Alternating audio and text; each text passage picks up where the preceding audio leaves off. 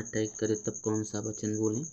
देखिए, हमें समझना है सारा खेल शब्दों का है, क्योंकि प्रभु यीशु मसीह ने शैतान से लड़ने के लिए मत्ती अध्याय अगर 4 पढ़ें तो कोई लाठी और डंडे से लड़ाई नहीं लड़ी। बाइबल कहती है इफिसियों 6:17 कि आत्मा की तलवार जो परमेश्वर का वचन है उसे अपने हाथ में ले लो। तो आत्मा की तलवार क्या है? परमेश्वर का वचन।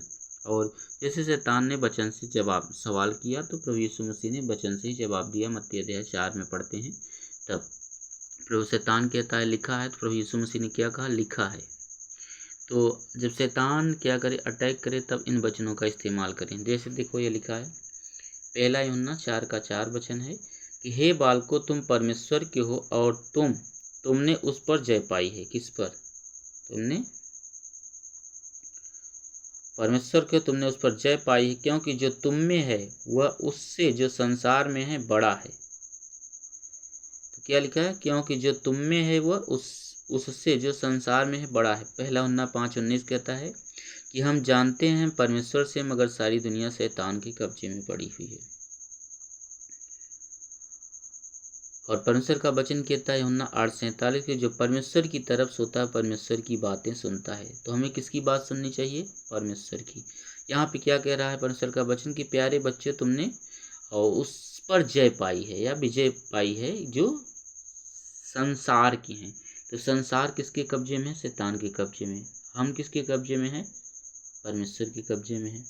तो हमने किस पर जय पाई है? संसार में है जो उससे बड़ा है, यानी जो हम में है। कौन है हम में? पवित्र आत्मा। पहला क्या कहें? पहला कुरिन्थियों 12:3 अगर वचन पढ़ें तो लिखा है कि जब कोई परमेश्वर की आत्मा से उभारा जाता तो वह यह नहीं कहता कि यीशु श्रापित है, न कोई पवित्र आत्मा के बिना कह सकता कि यीशु प्रभु है। तो कहने का मतलब कि हम में जो आत्मा है वह संसार की आत्मा से बड़ा है, यानी शैतान की आत्मा से बड़ा है। संसार के ऊपर शैतान का आत्मा कार्य करता है और हमारे ऊपर परमेश्वर का आत्मा कार्य करता है। इस तरह से वचनों को बोलना है। दूसरा वचन ये इस्तेमाल करें, लूका 10:17 वचन लिखा है, ऐसे इस्तेमाल कर परमेश्वर तेरे वचन में लिखा है। वे 70 आनंद करते हुए लौटे और कहने लगे, हे प्रभु, तेरा नाम लेने से दुष्ट आत्मा भी हमारे बस में है। 19 वचन कह रहा है, देखो मैंने तुम्हें सांपों और बिच्छुओं को रौंदने का और शत्रु की सारी सामर्थ पर अधिकार दिया है और किसी वस्तु से तुम्हें कुछ हानि न होगी। ये दूसरा वचन इस्तेमाल करना है। ये इस्तेमाल कर रहा है रोमियो 16:20। यहाँ पे लिखा है, शांति का परमेश्वर शैतान को तुम्हारे पैरों से शीघ्र कुचलवा देगा। क्या लिखा है? शांति का परमेश्वर शैतान को शीघ्र ही तुम्हारे पैरों से कुचलवा देगा। तो इस वचन को ऐसे बनाना है कि परमेश्वर तेरे वचन में लिखा है कि तूने शैतान को मेरे पैरों से कुचलवा दिया है।